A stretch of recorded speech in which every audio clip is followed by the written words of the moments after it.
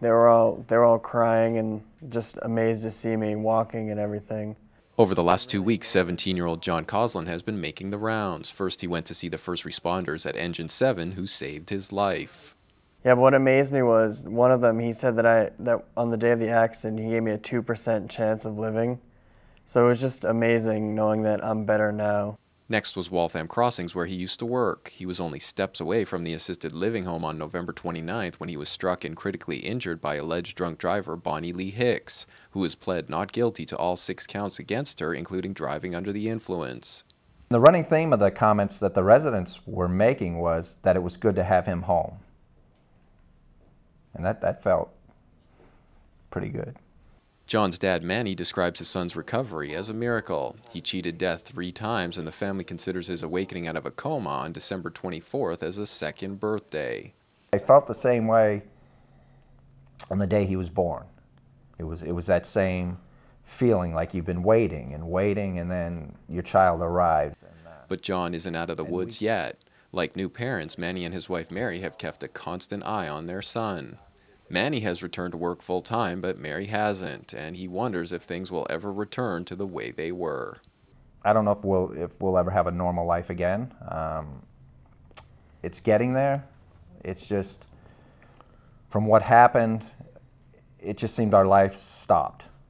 We have the faith that it's going to, but we know it's going to be a long road. John had a second surgery for some bleeding on his brain on March 8th and was home by March 11th. He says the procedure removed the pressure on the right side of his body, improving mobility. His weight is back around 160 pounds, and he went swimming for the first time on Tuesday. Well, it didn't feel any different. Like, my shoulder's still messed up, but it didn't hurt at all when I was swimming, neither did my knee, so that's good. The surgery also helped to improve his short-term memory, but he still has some lingering memory problems. His memories after the accident don't start until the 3rd or 4th week after he woke up. More than anything else, John wants to go back to school. Although he hasn't been back to the high school yet, he plans to attend the senior prom.